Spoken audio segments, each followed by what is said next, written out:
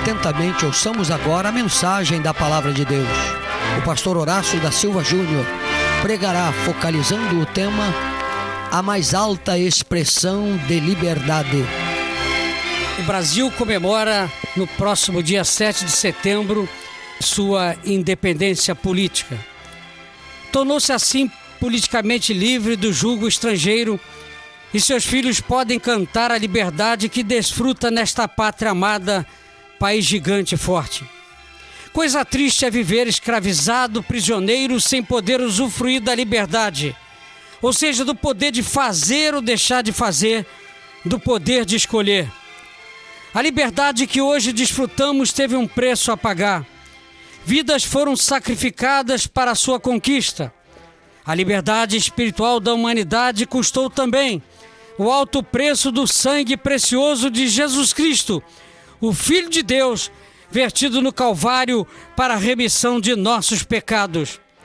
Enquanto bilhões de criaturas ao redor do globo terrestre vivem escravizadas e prisioneiras pelo pecado, louvamos a Deus pelos bilhões e milhões que gozam de paz espiritual, possuem alegria de viver, caminham com segurança e confiança em Deus. Tudo por causa do encontro que um dia tiveram com Jesus Cristo. Ninguém que algum dia tenha um encontro real com Cristo continua sendo a mesma pessoa. Há uma mudança radical em sua vida. O apóstolo Paulo escreveu em sua segunda epístola aos Coríntios 5,17 que se alguém está em Cristo, nova criatura é.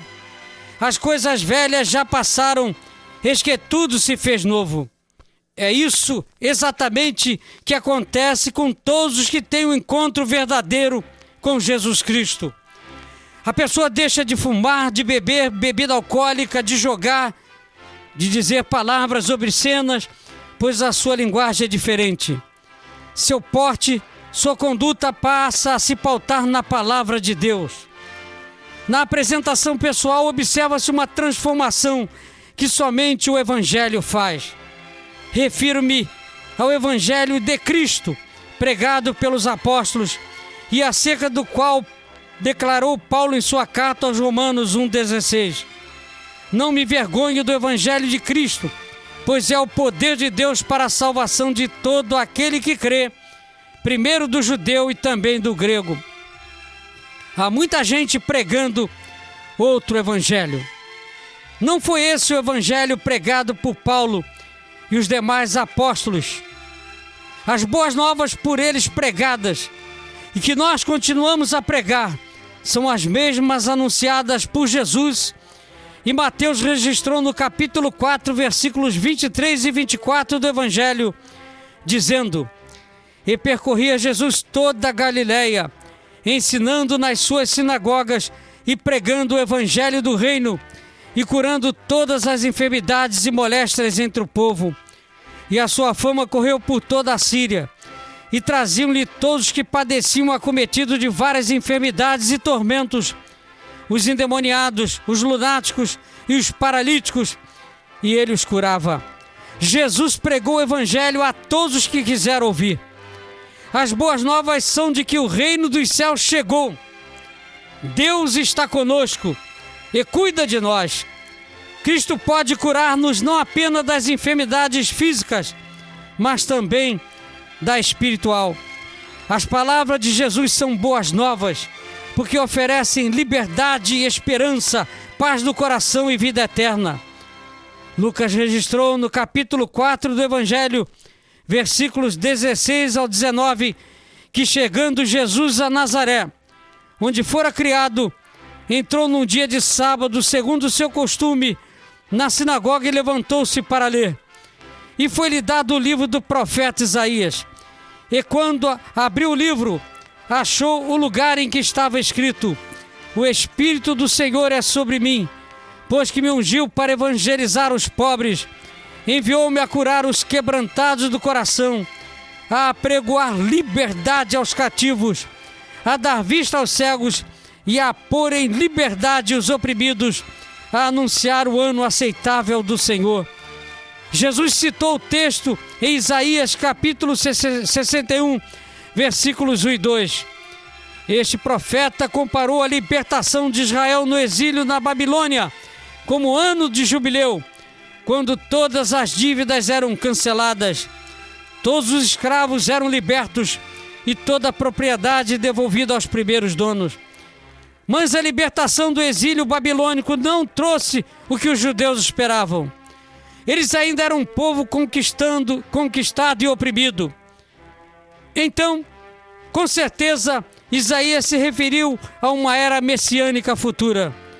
Jesus anunciou corajosamente: hoje se cumpriu esta escritura em vossos ouvidos.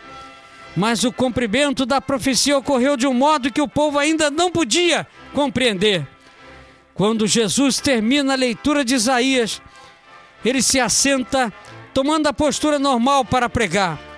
Os olhos da congregação fixam nele, esperando que ele dê início ao sermão.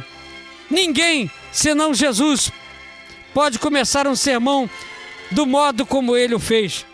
Hoje se cumpriu essa escritura em vossos ouvidos. Ele afirma ser o cumprimento da profecia de Isaías. No momento exato em que a congregação escuta, ocorre o cumprimento da escritura. O ungido sobre quem o profeta falou está agora presente para cumprir sua missão. Nos dias de Jesus, muitos judeus não duvidavam de que o reinado messiânico viria no futuro. Mas Jesus afirma que o que eles esperavam que ocorresse na era futura tinha acabado de se tornar uma realidade presente. O tempo de salvação é hoje. Este é um hoje que continua. Nunca se torna ontem, nem se introduz num amanhã vago. Portanto, como diz o Espírito Santo, se ouvirdes hoje a sua voz, não endureçais o vosso coração. O Espírito Santo fala conosco a respeito do pecado, da justiça e do juízo. Se formos indiferentes à sua voz, nossos corações se tornarão cada vez mais duros e rebeldes, a ponto de se tornarem sensíveis à palavra de Deus e aos apelos do Espírito Santo. Acima de toda a liberdade política, social e econômica está a liberdade espiritual. O meu ouvinte já a possui. Milhões e milhões em território brasileiro são escravos do pecado, dominados pelos vícios, pelos tóxicos, pelo sexo, pelo jogo, pelo sensualismo, pela idolatria, pela feitiçaria, pela mentira dos que vivem enganados e enganando os outros. Precisam de libertação e somente Jesus os pode libertar.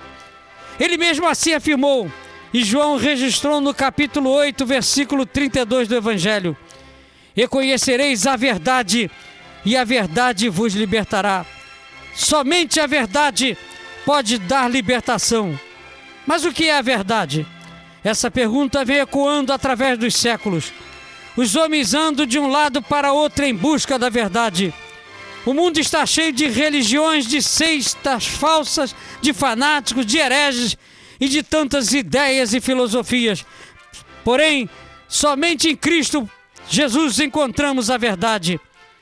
Pôncio Pilatos, governador romano da Judéia, também não sabia isso e perguntou a Jesus: que é a verdade? Quem sabe o meu ouvinte encontra-se na mesma situação de Pilatos e está em busca da verdade. Eu sou o caminho e a verdade e a vida, e ninguém vem ao Pai senão por mim, declarou Jesus. Não existe, sob qualquer hipótese, outro caminho para o céu. Jesus é o único, em nenhum outro há salvação, porque também debaixo do céu nenhum outro nome há dado entre os homens pelo qual devamos ser salvos. Foi ele, Jesus, que no alto do Calvário proclamou a consumação da obra redentora da humanidade, proclamou a nossa libertação. Se, pois, o Filho vos libertar, diz a Bíblia, verdadeiramente sereis livres.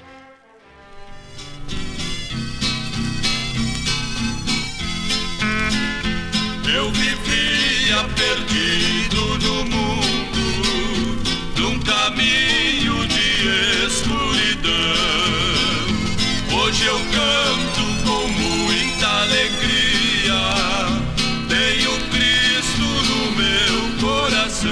Pai Celestial, Hoje eu damos-te graças. como em Oramos por esta pátria querida e amada, passando por dias tão difíceis.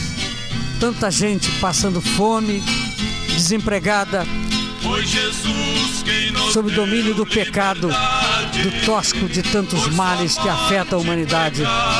Mas Jesus é o libertador. E nós oramos para que Jesus liberte este povo, liberte esta nação. Salva, ó Deus, os pecadores. Liberta os oprimidos do diabo. Cura os enfermos e opera milagres e maravilhas. Em nome de Jesus. Em nome de quem oramos e agradecemos. Amém.